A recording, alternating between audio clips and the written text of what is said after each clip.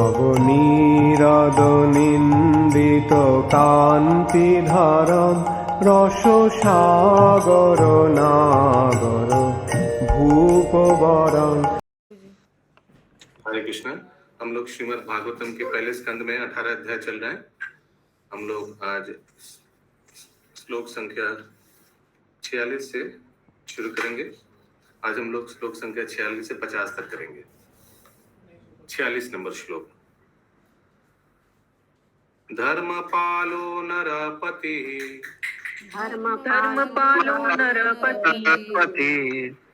तु सम्राट बृहस्पव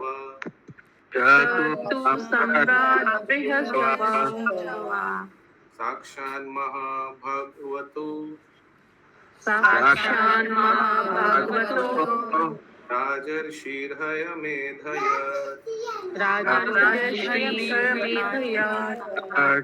श्रुत्रेक्षमायुतो दीनो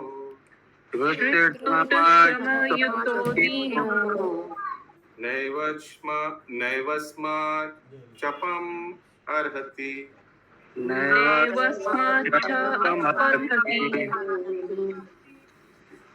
यस निर्गुण माता जी।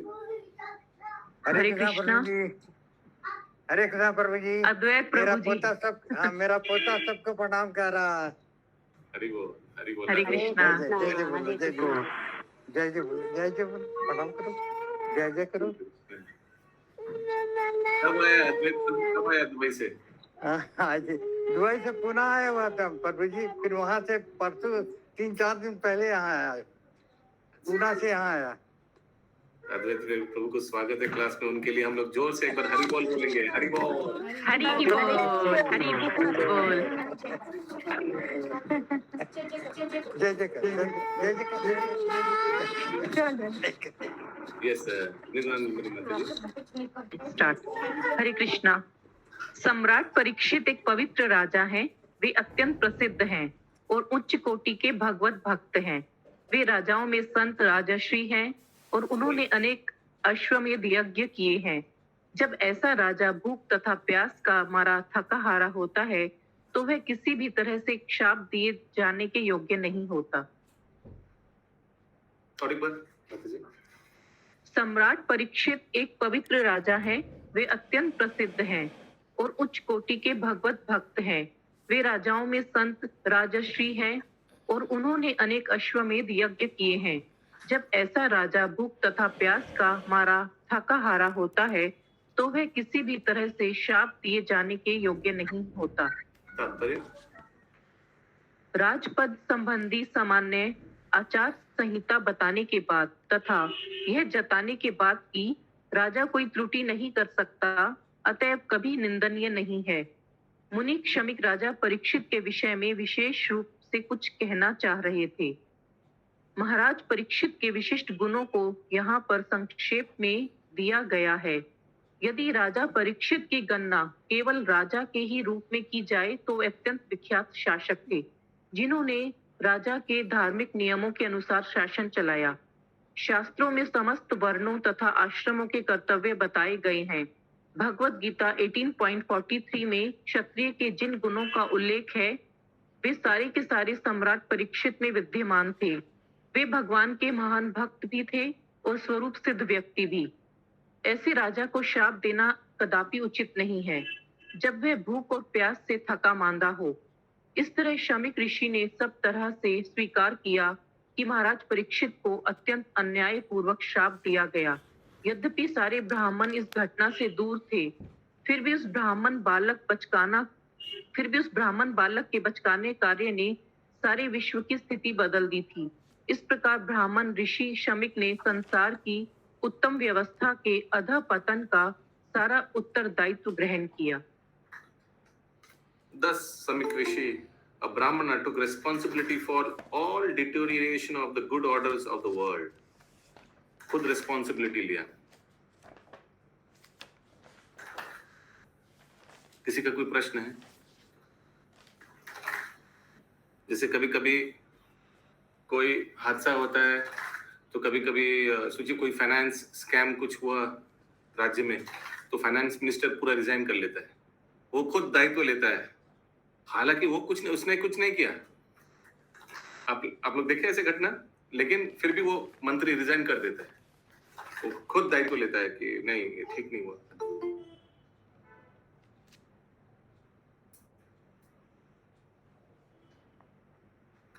नंबर श्लोक, 47 नंबर श्लोक।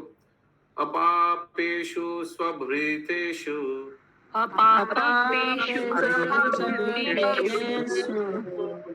बालेन पक्वबुद्धिना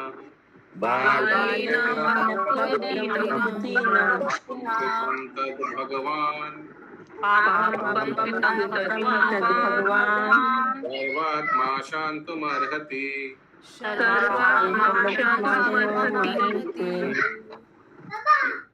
ये सुषमा शर्मा जी। कृष्ण प्रभु जी। तब किसी ने सर्वव्यापी श्री भगवान से अपने अपरिपक्व तथा बुद्धिहीन पुत्र को क्षमा करने हेतु प्रार्थना की, जिसने ऐसे व्यक्ति को शाप देने का महान पाप किया था, जो समस्त पापों से मुक्त था और पराश्रित एवं सभी प्रकार से रक्षा किए जाने के योग्य था। तात्पर्य, एक सेकंड। तो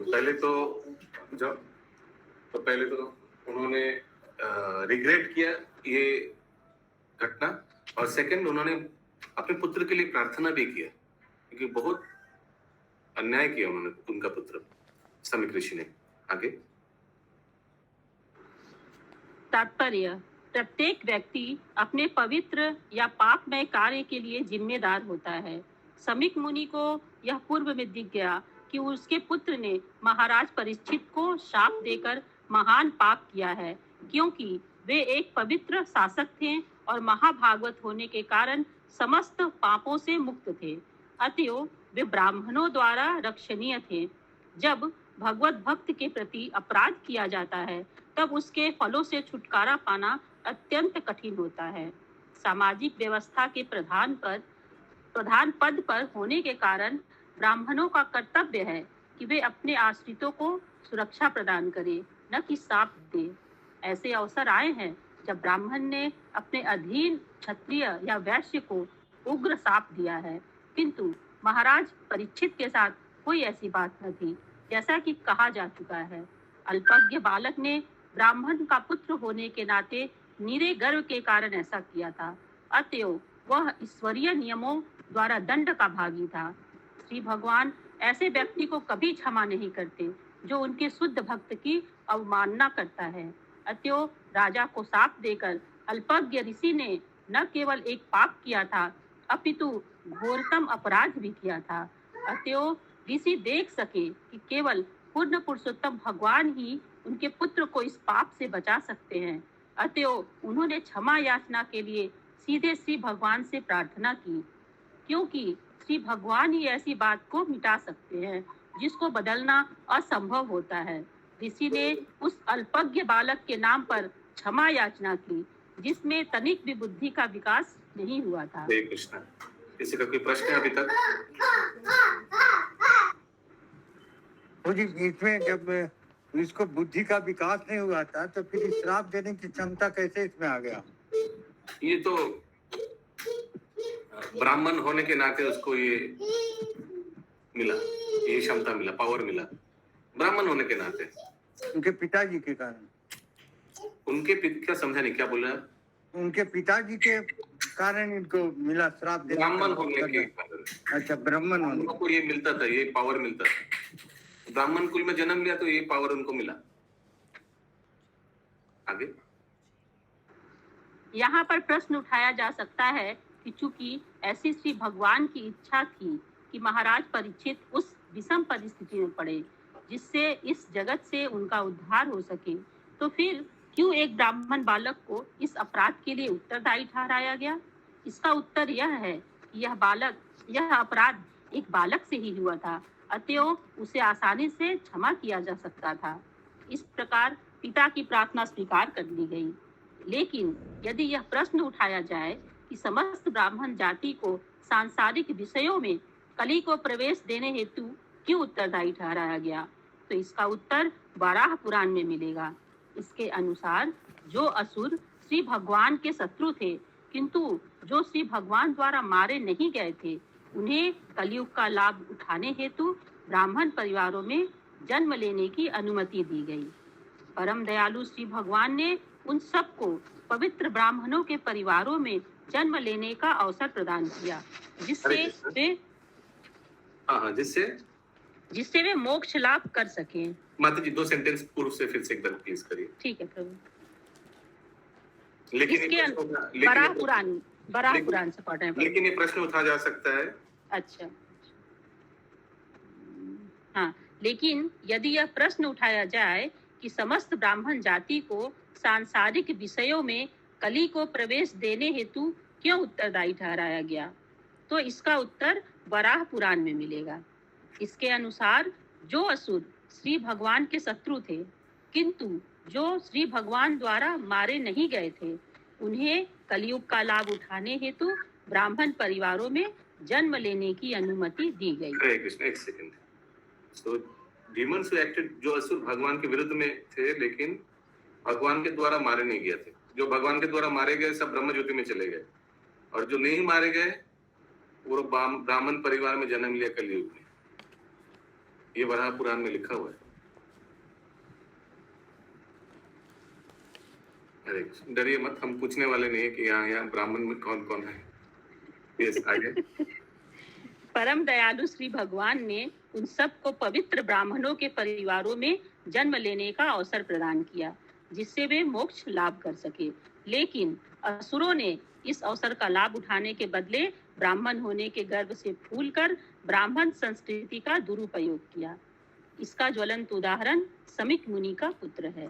इसके द्वारा ब्राह्मणों के सभी अल्पज्ञ पुत्रों को आगाह किया जाता है कि वे श्रृंगी की तरह मूर्ख न बने और उन आसुरी गुणों से सदैव बचते रहें जो उनमें पूर्व जन्म में विद्यमान थे। निसंदेह श्री भगवान ने इस अल्पज्ञ बालक को क्षमा कर दिया, लेकिन अन्य लोग जिनके पिता समिक मुनि जैसे नहीं हैं, वे महान कष्ट में पड़ते रहेंगे यदि वे ब्राह्मण के कुल में जन्म लेने से प्राप्त होने वाले लाभों का दुरुपयोग करते हैं। हरे कृष्ण।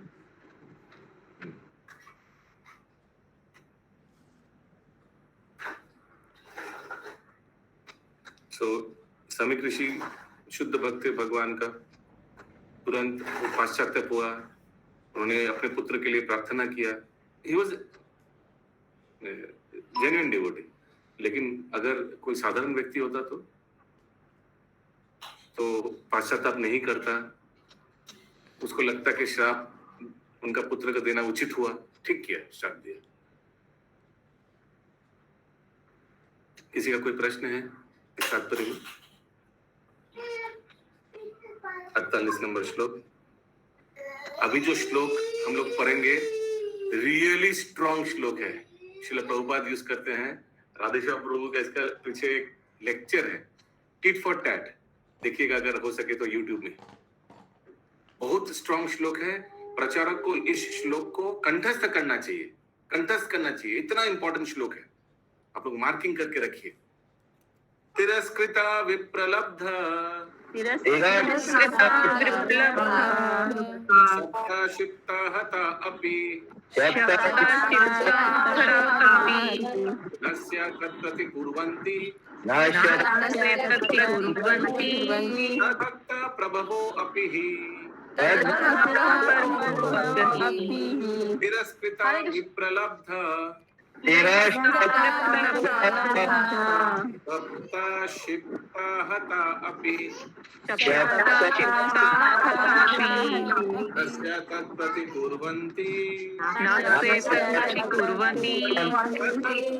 प्रभवो अपि हि।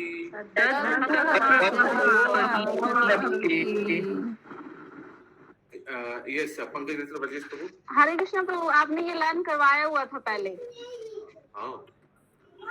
लिखा हुआ वेरी इंपॉर्टेंट, इस पे लिखा हुआ। हाँ प्रभु, पहले करवाए हैं। यस। हरे कृष्ण। भगवान के भक्त इतने सहिष्णु होते हैं कि अपमानित होने, ठगे जाने, शापित होने, विचलित किए जाने, उपेक्षित होने अथवा जान से मारे जाने पर भी कभी बदला लेने का विचार नहीं करते। और एक बार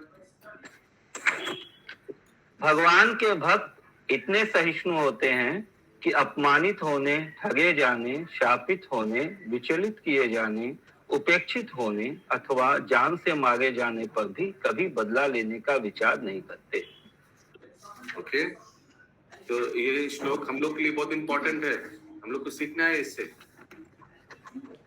तात्पर्य, ऋषि शमीक यह भी जानते थे कि भगवान उस व्यक्ति को क्षमा नहीं करते जो भक्त के चरणों पर अपराध करता है। भगवान इतना ही आदेश दे सकते हैं कि भक्त की शरण ग्रहण करो। उन्होंने मन में सोचा, यदि महाराज परीक्षित बदले में शाप दे दे तो बालक को बचाया जा सकता है। लेकिन वे यह भी जानते थे कि शुद्ध भक्त सांसारिक लाभ या हानि के प्रति लापरवाह होता है। अतएव भक्तगण कभी भी निजी अपयश, शाप या उपेक्षा इत्यादि का बदला नहीं लेते। हरे कृष्णा। शशि माता जी, आपका म्यूट कर दीजिए। जहां तक ऐसी बातों का संबंध है, भक्तगण निजी मामलों में उनकी परवाह नहीं करते, किंतु यदि ऐसी चीजें भगवान तथा भगवत भक्तों के विरुद्ध की जाती है तो भक्तगण बहुत कठोर कार्यवाही करते हैं। क्योंकि यह निजी मामला था, अतएव शमीक ऋषि को पता था कि राजा इसका बदला नहीं लेंगे। अतएव अपवर्ण बालक के लिए भगवान से याचना करने के अतिरिक्त अन्य कोई विकल्प नहीं था। ऐसा नहीं है कि केवल ब्राह्मण ही अपने अधीनों को शाप देने या आशीर्वाद देने में सक्षम होते हैं। भगवत भक्त चाहे वह ब्राह्मण न भी हो तो भी ब्राह्मण से अधिक शक्तिशाली होता है, लेकिन शक्तिशाली भक्त कभी अपने लाभ के लिए शक्ति का दुरुपयोग नहीं करता। भक्त को जितनी भी शक्ति होती है वह भगवान तथा उसके भक्तों की सेवा में ही लगती है। हरे कृष्ण। हरे कृष्णा। हम लोग देखेंगे ऐसे अम्बरीश महाराज के केस में, ऑल्दो उनको दुर्वासा मुनि ने श्राप दे दिया, वो श्राप को खंडन कर सकते थे, इतना बड़ा भक्त है। ब्राह्मण नहीं है, वो क्षत्रिय है। अम्बरीश महाराज खंडन कर सकते हैं, भगवान के शुद्ध भक्त है, लेकिन दुरुपयोग नहीं करता है और ना ही बदला का भावना रखता है। उल्टा बाद में सुदर्शन को माफ कर देने के लिए आह्वान करते हैं, रिक्वेस्ट करते हैं। किसी का कोई प्रश्न है?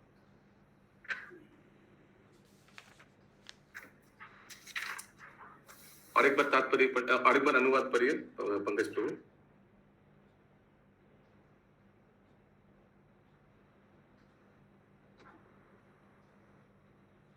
और इसका उदाहरण हम लोग देखेंगे 1000 बार चैतन्य चरितामृत में, भागवतम में। भगवान के भक्त उतना परवाह नहीं करते कौन क्या कर रहा है, उनके ऊपर the least bothered. Haridas Thakur, yes. एक बार 1 मिनट के लिए आप लोग बताइए उदाहरण हरिदास ठाकुर, चैट बॉक्स में बताइए, अच्छा होगा।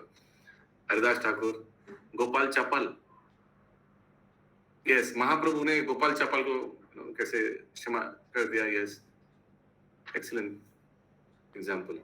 और चैट बॉक्स में लिखिए कितना उदाहरण है। Jagai Madhai, Srivas Thakur forgive him, yes. और Srivas Thakur forgive him, thanks. कढ़ाई मढ़ाई, ओके, यस, जगाई माधाई। फिर वो बुद्धिस्ट मॉन्क्स जो था, उन लोग को भी लीडर को क्षमा कर दिया। छोटा हरिदास पर कृपा की, छोटा हरिदास पर कृपा कहा की।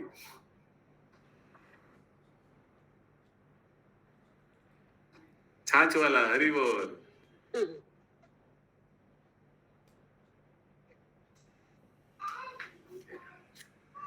फिर रूप गोस्वामी को भी हम लोग देख सकते हैं, कैसे वो जो विद्वान आए थे उनसे चैलेंज कर रहा था, कैसे जस्ट साइन करके छोड़ दिया।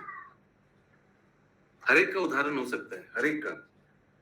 तिरस्कृता, तिरस्कृता यानी तिरस्कार। विप्रलब्धा यानी कोई अगर ठगा दिया। शप्ता यानी कोई श्रापित किया, जैसे यहाँ श्रृंगी ने श्रापित किया था। क्षिप्ता, क्षिप्ता का अर्थ है नेग्लिजेंस, कोई अगर इग्नोर किया। हतापि या मार भी डाला, ये मारने का प्रयत्न किया, लेकिन भगवत भक्त इतना महान होते हैं कि उन उतना लिस्ट बॉदर्ड अबाउट नस्य प्रतिकुर्वन्ति, भावना बदला का भावना भी नहीं रखता। तद भक्त तब वो अभी भगवान के भक्त इतना प्रभावशाली होता है, इतना पावरफुल होता है। 39 प्रभु जी, हरे कृष्णा प्रभु जी, Yes, इसमें Mataji. लिखा है ना, ठगे जाने, शापित होने, विचलित किए जाने, उपेक्षित होने अथवा जान से मारे जाने वाले पर भी कभी बदला लेने का विचार नहीं करते। जैसे प्रभुपाद कहते थे कि सतर्क रहना चाहिए, कोई हमें ठगे नहीं।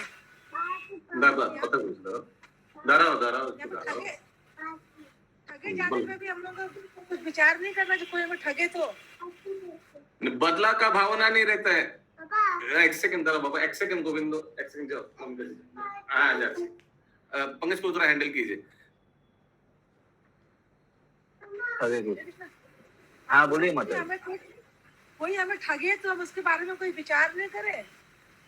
विचार करने का मतलब ये है कि आपको इतना इजीली नहीं बनना चाहिए क्योंकि आपको ठग के चला जाए, लेकिन आपको ठग लिया है तो उसको एक्सेप्ट कर लेना चाहिए प्रारंभ समझ के, लेकिन उससे बदला लेने का विचार नहीं करना।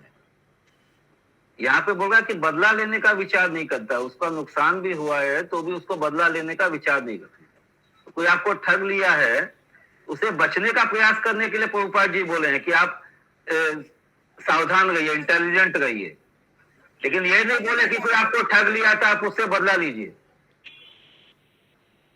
है ना? छोड़ दो उस समय छोड़ दो, उस पे छोड़ दो उसके हाल। नहीं, यदि आपके पॉसिबिलिटी में है, आप मान लीजिए कोई आपसे चीटिंग किया तो आप उसके अगेंस्ट में थाना में जा सकते हैं कि जो कानून है उसके व्यवस्था, लेकिन आप उसको कर्ज कर नहीं कर, उसको ये मतलब जैसे ना ये आप क्या कर सकते हैं, कर्ज कर सकते हैं कि अगर उसका बड़ा बुरा भला हो ये हो वो, तो वो आपने आपके साथ चीटिंग हुआ, आप उसका लीगल स्टेप ले सकते हैं, लेकिन बदले का भावना से नहीं।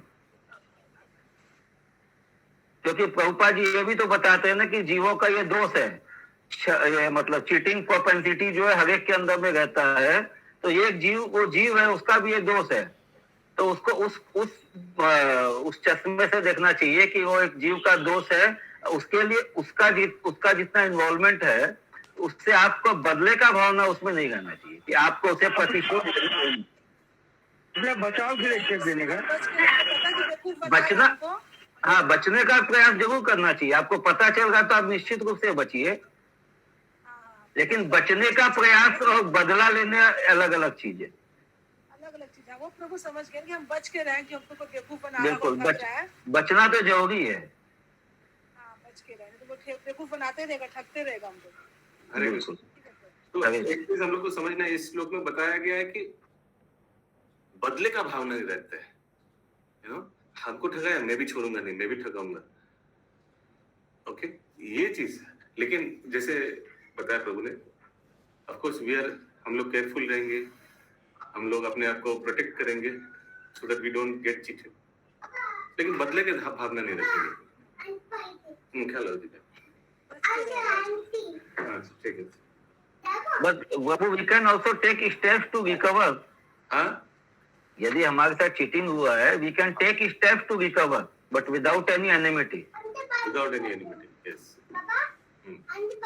এখন না পরে, yes, हो गया ये श्लोक ना? मम्मी को जिज्ञेस करो, मम्मी को जिज्ञेस करो।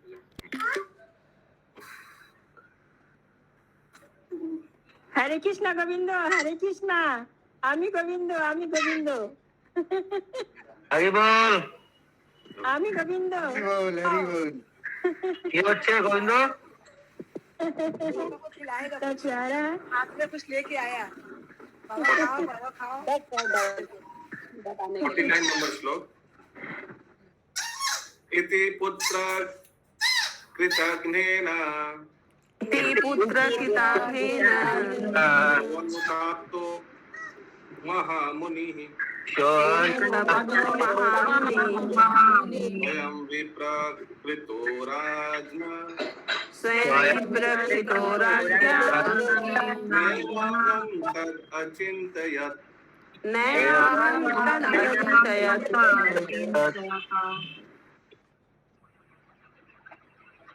यस सर, इस प्रकार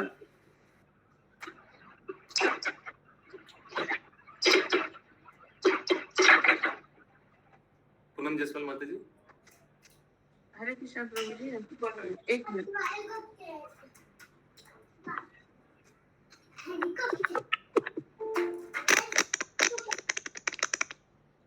इस प्रकार मुनि ने अपने पुत्र द्वारा किए गए शाप के लिए पश्चाताप किया। उसने राजा द्वारा किए गए अपमान को गंभीरता से ग्रहण नहीं किया। तात्पर्य, अब सारी घटना स्पष्ट हो तो गई है। अरे ये वाला कौन सा एग्जाम्पल हो गया वो श्लोक से? कौन सा वर्ड का एग्जाम्पल हो गया? तिरस्कृता। नहीं नहीं, क्षमता। सहिष्णुता। क्षमता। शापित होने से भी बदला की भावना नहीं रहती। प्रभु आपने इस पे ड्रामा भी करवाया था, अभी याद आया। राजा द्वारा किए गए अपमान को ड्रामा करवाया गंभीरता से नहीं लिए तो तिरस्कृता नहीं होगा प्रभु जी। अपमानित, हाँ, तिरस्कृता, करेक्ट, तिरस्कार, यस। हमको याद आया, अभी ड्रामा कराए थे हम लोग एक एक का, या यस। आगे तात्पर्य, अब सारी घटना स्पष्ट हो गई है। महाराज परीक्षित द्वारा मुनि के गले में मृत सांप लपेटना कोई गंभीर अपराध न था, किंतु श्रृंगी द्वारा राजा को शापित किया जाना गंभीर अपराध था। यह गंभीर अपराध एक मूर्ख बालक द्वारा ही हुआ था, अथवा वह परमेश्वर द्वारा क्षम्य था। यद्यपि पाप के फल से मुक्त होना संभव न था, महाराज परीक्षित ने भी मूर्ख ब्राह्मण द्वारा दिए गए शाप की ओर ध्यान नहीं दिया। उल्टे उन्होंने इस विषय स्थिति का लाभ उठाया और भगवान की महद इच्छा से श्री सुखदेव गोस्वामी की कृपा के माध्यम से जीवन की चरम सिद्धि प्राप्त की। वास्तव में यह भगवत इच्छा थी और इस इच्छा पूर्ति में महाराज परीक्षित, ऋषि श्रमिक तथा उनका पुत्र श्रृंगी ये तीनों निमित्त मात्र थे। अतः इनमें से किसी को कठिनाई नहीं हुई, क्योंकि हर काम परम पुरुष के संबंध में किया गया था। हरे कृष्ण। इस किसी का कोई प्रश्न है? आज का अंतिम श्लोक। प्रयास साधवो लोके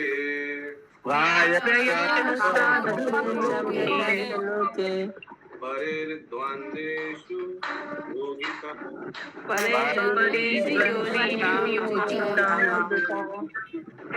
न व्यथन्ति न ऋष्यन्ति यथा आत्मा अगुणश्रय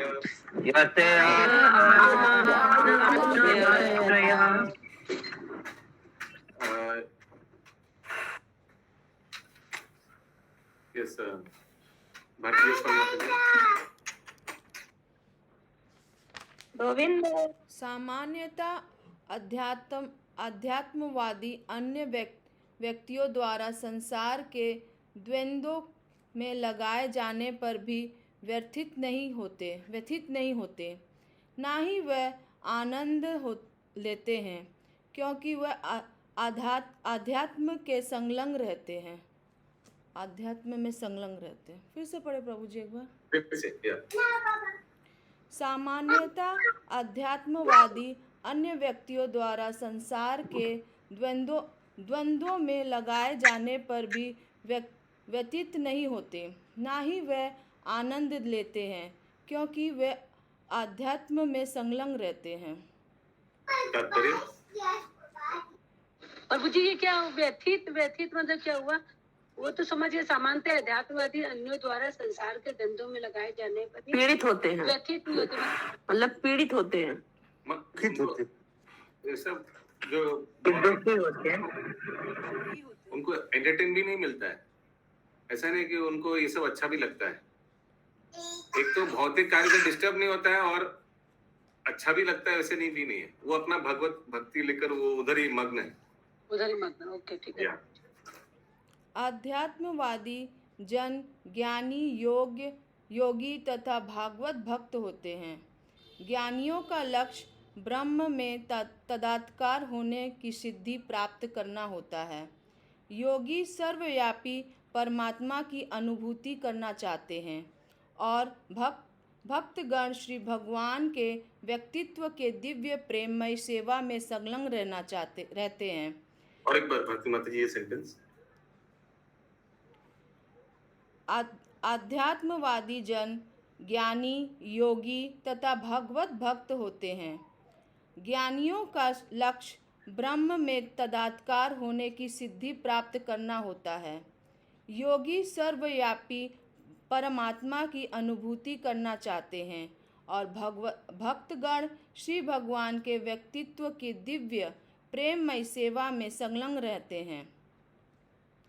चूँकि ब्रह्म परमात्मा और श्री भगवान एक ही दिव्यता की विभिन्न अवस्थाएं हैं, अतः वे सभी अध्यात्मवादी प्रकृति के तीनों गुणों के परे होते हैं। भौतिक सुख दुख तीनों गुणों से प्रतिफल हैं, अतएव ऐसे सुखों दुखों के कारण से अध्यात्मवादियों को कोई सरोकार नहीं रहता। राजा भक्त थे और ऋषि योगी थे, अतएव दोनों ही परमेश्वर की इच्छा से उत्पन्न हुई इस दुर्घटना से अलिप्त थे। खेलने की उम्र वाला बालक श्री भगवान की इच्छा पूर्ति के निमित्त मात्र था। इस प्रकार श्रीमद् भागवतम के प्रथम स्कंद के अंतर्गत ब्राह्मण बालक द्वारा महाराज परीक्षित को श्राप नामक 18वें अध्याय के भक्ति वेदांत तात्पर्य पूर्ण हुई। हरे कृष्ण। किसी का कोई प्रश्न है? नहीं तो हम लोग